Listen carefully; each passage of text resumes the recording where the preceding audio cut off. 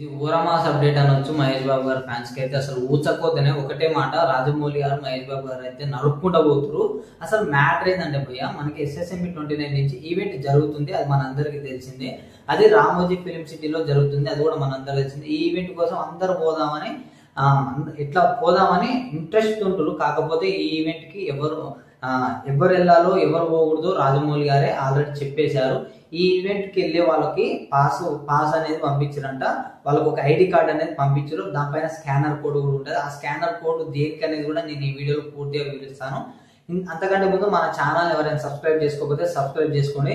అయితే ఈ ఈవెంట్ మన రామోజీ ఫిలిం సిటీలో జరుగుతుంది. ఈ ఈవెంట్ కి ఓన్లీ వాళ్ళు సజెషన్ చేసిన వాళ్ళే రావాలి, అంటే వాళ్ళు టికెట్స్ పంపిన వాళ్ళకే పాస్ పంపిన వాళ్ళే రావాలి, ఎవరు పడితే వాళ్ళు రానిక అలో లేదు.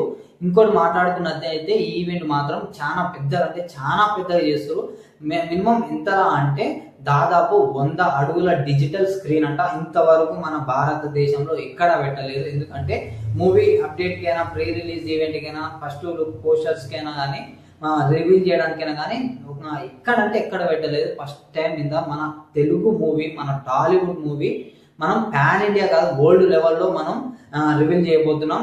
ఇది 100 అడుగుల డిజిటల్ స్క్రీన్ అంటే ఓ నాయన నా మైండ్ అయితే తిరిగిపోయింది. అసలు మామూలు కాదు. మనకు ఒక పిక్ కూడా రావడం జరిగింది. ఆ పిక్ కింద డిస్ప్లే చేస్తున్నాం చూడండి.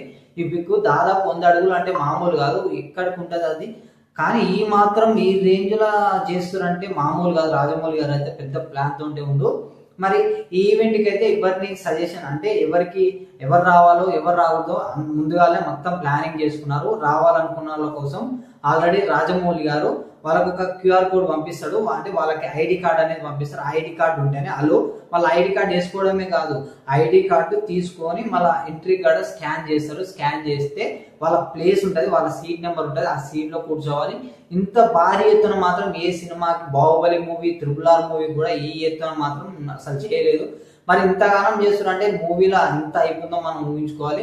అసలు రాజమౌళి గారు ఈ మూవీని బయట దేశాలకు పోయి, బయట దేశాలతో ఉంటే ఇప్పుడు ఆఫ్రికాలో పెద్ద పెద్ద గ్రానైట్లు, బుల్లెట్లు, పెద్ద పెద్ద మిషన్ పెట్టి గన్ను పెట్టుకుంటా షూటింగ్ చేస్తారంటే ఏ ఎత్తున అసలు సినిమా ఉంటుందో ఏం అర్థం కావట్లేదు.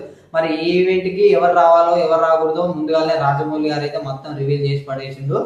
మరి ఈవెంట్ కి ఎవరు పడితే వారు వెళ్ళకూడదు. మరి మన వాళ్ళు అయితే చాలా మంది ఆశలతో ఉంటారు వెళ్ళాలి, ఈవెంట్ కి వెళ్ళాలని.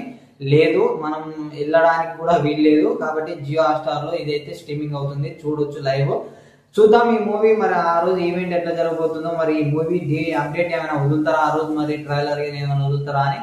మరి రాజమౌళి గారు అసలు చెప్పకుండానే 4-5 అప్డేట్లు అయితే వదిలేండు. ఇంతకుముందు చెప్పినా వదలపోయేది, బదిలాడుకున్నా వదలపోయేది, ఇప్పుడు వదులుతుందంటే మరి ముందలా చూద్దాం. మరి సడన్ గా ఈవెంట్ లో ఏమైనా ట్రైలర్ రివీల్ చేస్తే ఏం కదా అసలు ఏం మింటల్ మాస్, ఇంకా మనం ఊర మాస్ అనుకోవాలి.